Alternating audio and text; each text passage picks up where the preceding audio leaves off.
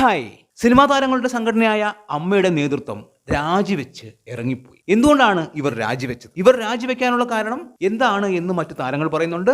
അൻസിബയുടെ തുറന്നു പറച്ചിൽ തന്നെയാണ്. അൻസിബ സംസാരിച്ച രീതി, ഓരോ പോയിന്റുകളും അതിന് മറുപടി പറയാൻ മറ്റുള്ളവർക്ക് പറ്റുന്നുണ്ടായിരുന്നില്ല. അത്രയും കൃത്യമായിട്ടാണ് അൻസിബ അവിടെ സംസാരിച്ചത് എന്ന് ഓരോ താരങ്ങളും പറയുന്നു. വലിയ പ്രശ്നങ്ങൾ നടന്നപ്പോഴും ഈ നേതൃത്വത്തിന് കുറച്ചുകൂടി സമയം അനുവദിക്കാനായിരുന്നു എല്ലാവരും തീരുമാനിച്ചത്. പക്ഷേ അൻസിബ സംസാരിച്ചു തുടങ്ങിയതോടുകൂടി ആ ഒരു കാര്യത്തിൽ ഒരു തീരുമാനമായി.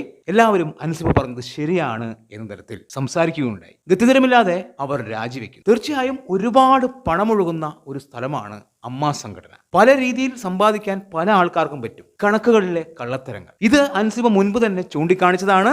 ഇപ്പോഴും അൻസിബ ആ കണക്കിനെ കുറിച്ച് തന്നെയാണ് പറഞ്ഞത്. അതിൽ കള്ളത്തരമുണ്ട് എന്നുള്ള തരത്തിൽ കൃത്യമായിട്ടുള്ള കണക്കുകൾ എന്തുകൊണ്ട് വയ്ക്കുന്നില്ല? 60 ലക്ഷത്തിന്റെ ക്രമക്കേടാണ് അതിൽ കണ്ടിരിക്കുന്നത്. സോഷ്യൽ മീഡിയ മൊത്തം അൻസിബയ്ക്കൊപ്പം തന്നെയാണ്. അൻസിബ പറയുന്നത് ശരിയാണ്, കൃത്യമായിട്ടുള്ള പോയിന്റുകളാണ് പറയുന്നത് എന്ന് സോഷ്യൽ മീഡിയ ഒറ്റക്കെട്ടായി പറയുന്നു. എന്തായാലും ജനറൽ ബോഡി കഴിഞ്ഞപ്പോൾ അൻസിബയാണ് വിജയിച്ചത്.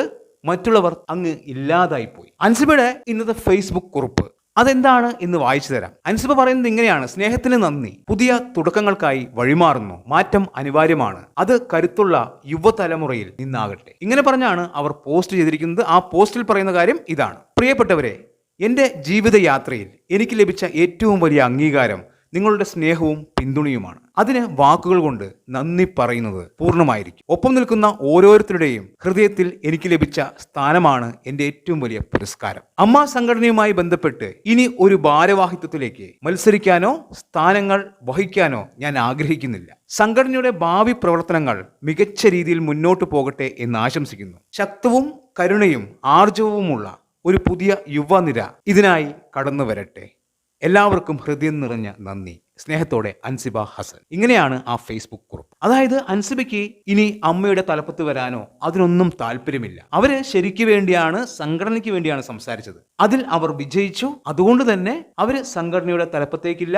പുതിയ യുവതലമുറ, അതായത് കരുണയും ആർജവവുമുള്ള യുവതലമുറ തലപ്പത്തേക്ക് വരട്ടെ എന്നുള്ളതാണ് അൻസിബ പറയുന്നത്. എന്തായാലും ഇപ്പോൾ കാര്യങ്ങൾ ഏകദേശം എല്ലാവർക്കും മനസ്സിലായി തുടങ്ങിയിരിക്കുന്നു. ആരൊക്കെയാണ് വിഷവിത്തുകൾ, ആരൊക്കെയാണ് സംഘടനയ്ക്ക് വേണ്ടി നിൽക്കുന്നത് എന്നെല്ലാം ഇപ്പോൾ ഏകദേശം എല്ലാവർക്കും മനസ്സിലായി. ഇനി കാര്യങ്ങൾ സ്മൂത്തായി മുന്നോട്ട് പോകും എന്നുള്ളത് തന്നെയാണ്. കാത്തിരിക്കാം എന്താണ് സംഭവിക്കുക എന്നറിയാൻ. അഭിപ്രായങ്ങൾ കമന്റായി രേഖപ്പെടുത്തുക. പുതിയൊരു വീഡിയോയുമായി കാണുന്നവരെ ബൈ ബൈ.